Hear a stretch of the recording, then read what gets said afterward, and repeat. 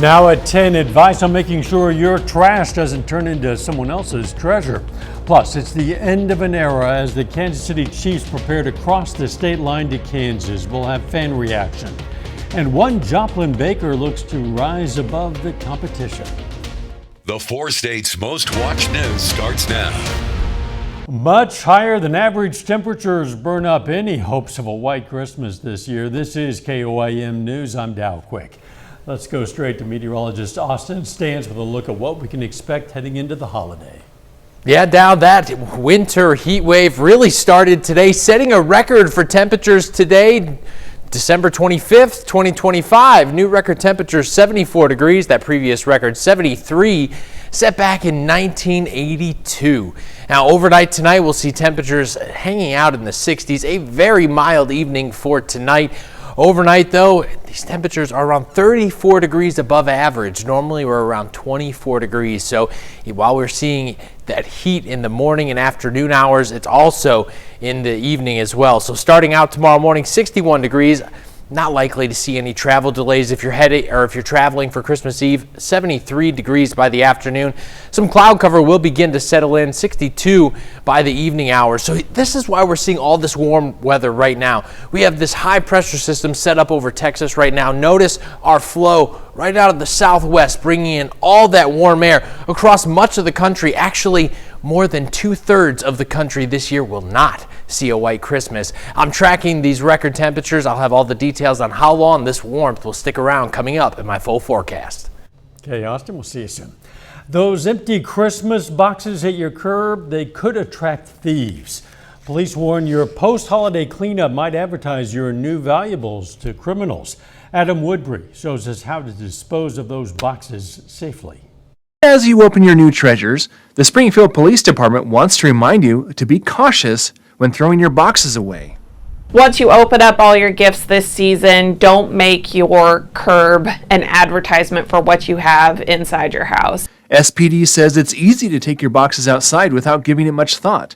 And if you're not careful, well, that could bring some unwanted attention. Police say to break down the boxes as best you can and then stuff them into the trash can.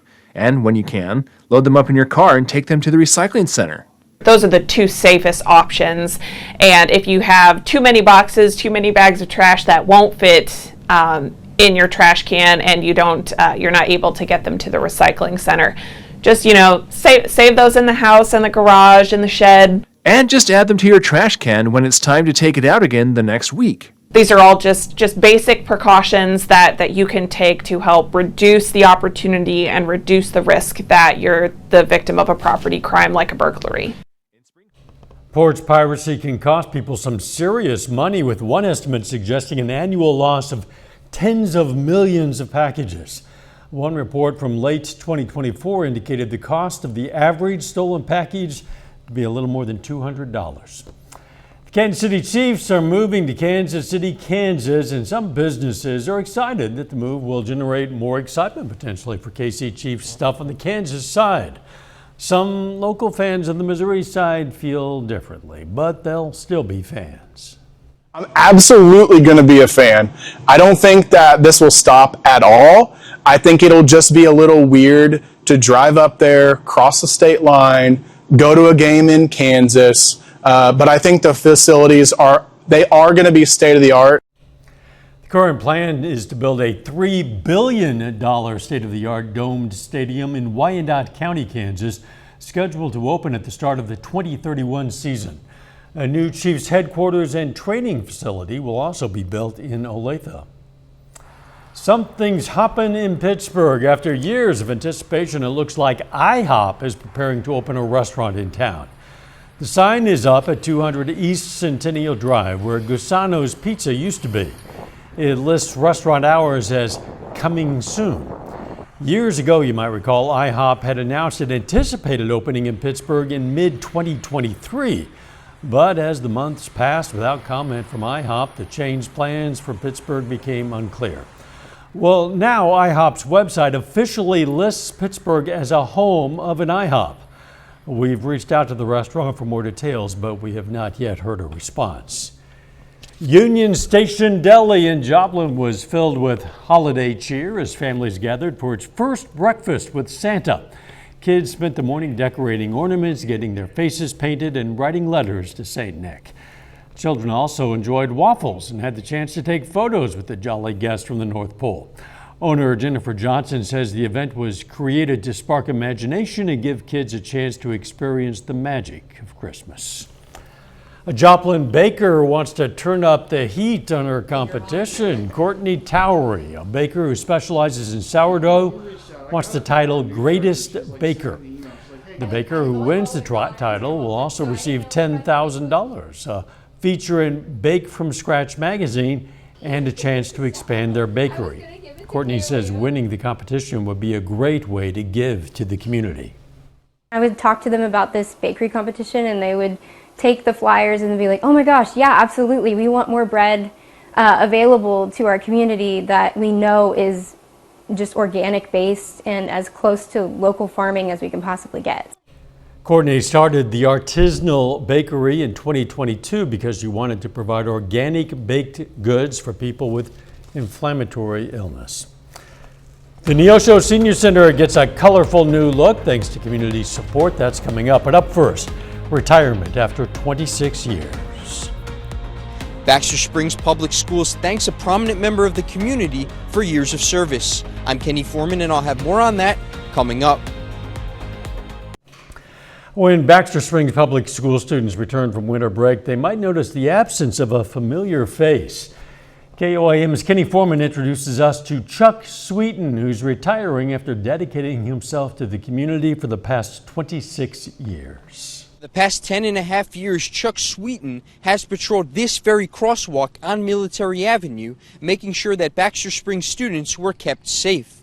His involvement in the community started 16 years prior to that as a member of the school board. My daughter and a principal and a couple of teachers called me and wanted me to join the board. I didn't want to take on the responsibility, but like I was telling David, I don't think I ever told my daughter no, so that's how we got going. After helping keep an eye on the district's finances, Superintendent David Pendergraft approached Chuck about becoming a crossing guard, where his work ethic could now be seen by many more people. You can count on him.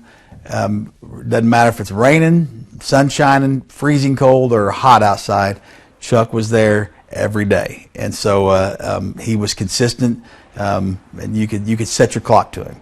And so he's got some big shoes to fill. While Chuck committed himself to making sure the kids stayed out of harm's way, he also enjoyed going the extra mile and checking in to see how they were doing. I've had one of them, little guy that was crying one morning, and I asked him what the problem was, and he said he didn't get to go to donut shop, so I just gave him money to go in there and buy their donuts. So just helping the kids out there a little bit, I really enjoy that. And while he says the time is right for him to step aside, forming those meaningful connections is an aspect that he expects to dearly miss. I just enjoyed the kids. That's the main thing.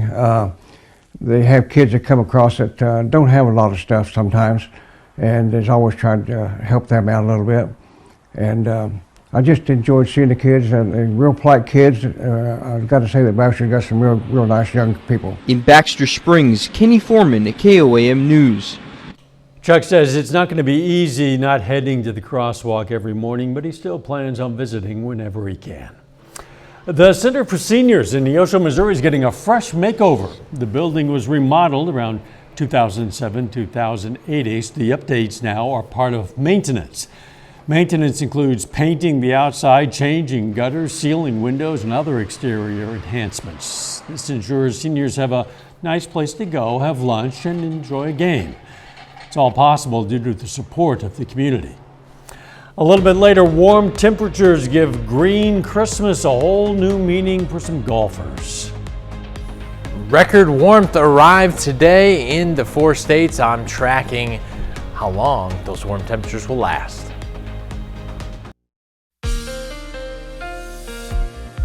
Now, we saw record temperatures today, and those temperatures look to stick around. Let's talk about how long. Taking a look right now at your Skywatch storm tracker, seeing just a little bit of cloud cover beginning to move in. It's moving from the west to the east here. We have some moisture increasing overnight, so we'll start to see this region start to kind of just encompassed in cloud cover overnight tonight, becoming sort of overcast, but that clears up heading into tomorrow. Don't worry.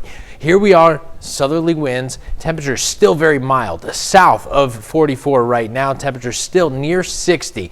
You go a little bit further north and west, we're seeing temperatures, Independence 50, Yates Center also 50, Neodesha sitting at 54. So Joplin, you're still sitting at 64 degrees. Wow, what a mild evening tonight. 61 overnight.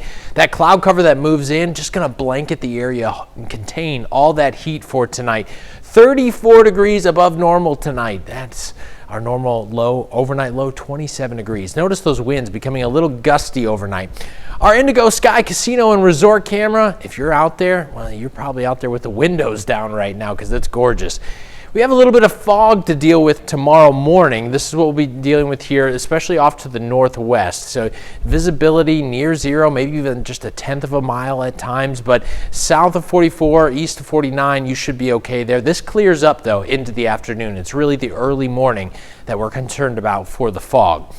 Here's 6 a.m. on Wednesday. Low 60s across the region. A brief sprinkle off to the northern portions of the region. Fort Scott, Chanute, Yates Center, and Nevada could potentially see that, but again, most of us going to stay dry, and it would be very brief if we do. Cloud cover still hanging around by 10 a.m. You notice temperatures still in the 60s, but as soon as that cloud cover clears out, up go the temperatures there. 73 degrees in Joplin. Take a look at Miami saying 77 there. Going to have to keep an eye on temperatures. Another potential record breaker heading into your Christmas Eve. Taking a look at your Christmas Day and what you can expect here. Well, we get our snow globe here, more like a beach globe in there. 74 degrees Christmas Day. Santa's enjoying his time by the beach out there, that's for sure. So it's going to definitely feel very tropical out there on Christmas Day.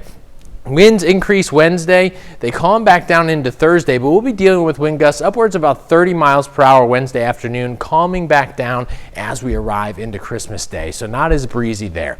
Now, record temperatures and what we're expecting. Well, the potential records that we could be breaking, especially, are going to be on Christmas Day, possibly on Friday as well. The reason why Christmas Eve is going to be a little bit tough is all going to be dependent on that cloud cover. If it clears out early enough, we could potentially break that record, but Christmas Day, we're already projected to be higher than 72. You saw we were at 74 there. Heading into Friday, again, a few sprinkles out there. A little bit of cloud cover clears out by the afternoon, back into the 70s once again for your Friday as well. All this happening because we have this ridge across the majority of the country right now, high pressure central over Texas right now.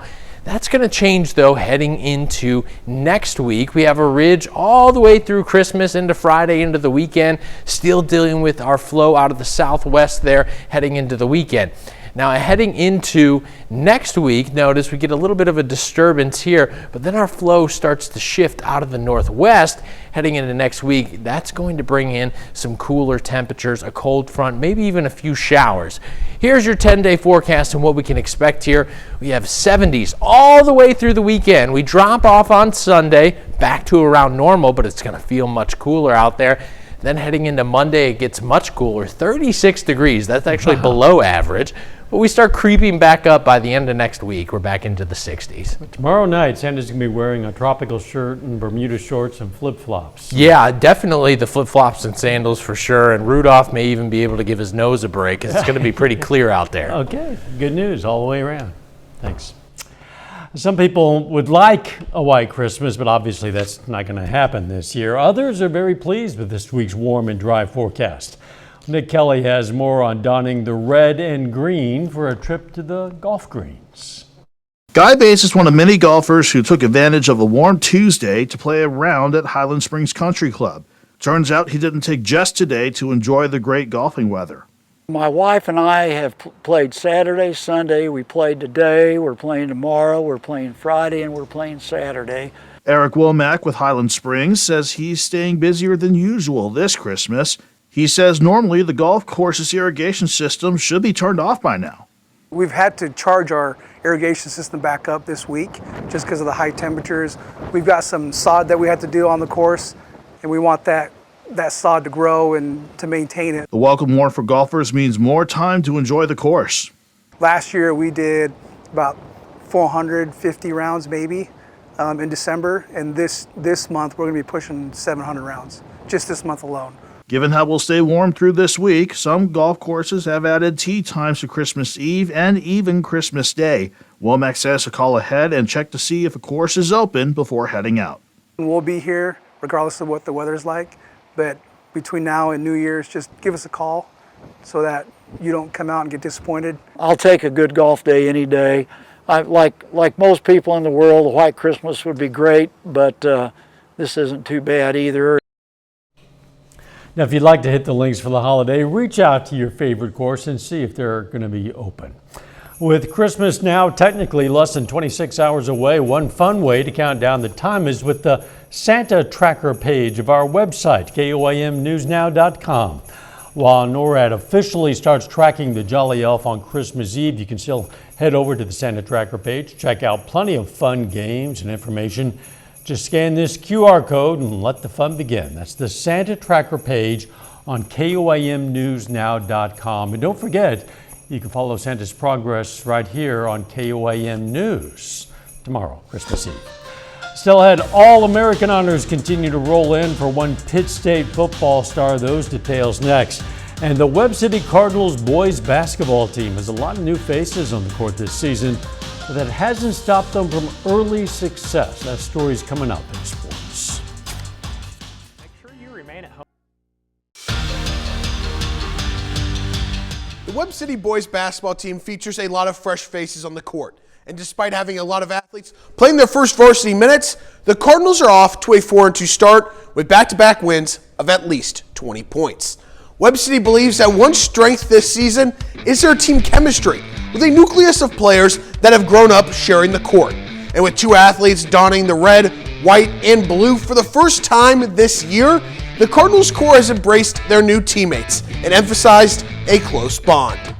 Our guys accepted them right out the gate. We've got a good group of kids, and we're very connected as a group, and those guys were just trying to fit in and want to be a part of what we're doing over here, and they've been a great addition. And when you've got good teammates, it makes it easy. They're both really good. They're both good players, both really smart, so they picked up on the plays pretty easily, and they're both good assets to our team, and they both do what they need to do. We've grown up together. All of us have been friends. Since we were kids, we played basketball outside our houses every day, and we have some new kids from other schools, but we've played with them before in summer league, so we're really close and we have good chemistry just playing and growing up together. When the Cardinals returned from winter break in January, it's all gas and no breaks leading up to the postseason. With a busy schedule after the turn of the year, the team credits the recent Carthage Invitational for helping them get in the groove of the season and preparing them for what lies ahead. The Carthage tournament's really big. We get some schools that we don't normally play. That's really good competition, and I feel like it just helps us as a team figure out who we are early on, and it gets us into good shape before Christmas break starts. And then after Christmas break ends, we have a lot of games quick, so it kind of just helps us get in a groove and just get going. You come back after Christmas, you got the Kaminsky Classic, which it's going to be 8 really good teams. It gives our guys an opportunity to see the things that we've worked on over winter break and how they've improved, and they get to play a lot of games in a hurry and get to refine those skills. And we've preached this for years. Every game is a dress rehearsal for the district. Nothing matters till we get to that point. They stick to the process and stay focused on the things we need them to do and stick to what they're good at. We're going to be a factor in that district. Webb City returns to the hardwood on January 6th in a road battle against Nixa, prior to playing in the Kaminsky Classic that tips off on the 8th. After another standout season in the Crimson and Gold, Pitt State senior Jordan Rogers, he's racked up the recognition at the conference and national levels. And today, the Gorillas star safety added one more accolade to his resume. Rogers received his 5th first-team All-American honor, being named a Walter Camp Football Foundation All-American defensive back. Rogers had previously been honored by the American Football Coaches Association, Associated Press, Division II Conference Commissioners Association, and the Don Hanson Football Committee. In 2025, Rogers finished with a career-high 85 tackles, leading the Gorillas with 5 interceptions and 4 forced fumbles en route to his 3rd All-MIAA selection. Quite a year for him. It was fun watching him, especially his senior year, especially because when we talked to him throughout the year, he mentioned the bond that he has, not just with his teammates, but with Coach Tom Anthony. It was really special to see him continue to burst onto the scene and show that he's a guy that can play on Sundays. Great year for him individually and for the team collectively, doing well and getting into the playoffs and winning a game. So Yep, getting the playoffs and then also getting a conference title as well. Very good. We'll be right back. As parents finished some last-minute Christmas shopping, kids took part in Wildcat Glades Winter Wonder Workshop. The event gave kids a chance to make handmade gifts, including body scrubs, snow globes, and hand-painted boxes before heading outdoors for a candy cane hunt along the trails. Organizers say the workshop's designed to give kids a fun, hands-on holiday activity. Just a busy time, and it's going to be a time just to sit down and each of them have a little creativity time to themselves, and their parents have a little quiet time, and we can do something fun with them. We're going to take a hike, like I said, outdoors looking for candy canes, but also whatever else we can find. This is a way to get outdoors, see what we have, hopefully learn to appreciate the outdoors and the nature. Proceeds from the event will go toward maintaining the park and expanding educational opportunities for the community. If you haven't checked out Wildcat Glades yet, you really should. They always have all kinds of fun things going on indoors and outdoors. And it's a pretty good day to be outdoors. Has been for a while. Yeah, it's not often that you get to open up all the windows in the house and air out the house at the last week of December and break a record on Christmas Day. And you know, taking a look at this forecast, we have a good run of 70s here. That's what's fascinating. A small system moves through and we see temperatures fall but then creep back up again by the end of next week. Final sports notes. Familiar face back with the Chiefs after Gardner Minshew's been put on season-ending IR. Shane Buechele has been signed back to the team. He will be the backup. So injuries keep stacking up for Kansas City. Yeah, let's just hope they can get through the rest of this season one way or the other. Thanks for joining us. Morning show starts at 5 a.m. Let's make it a great tomorrow.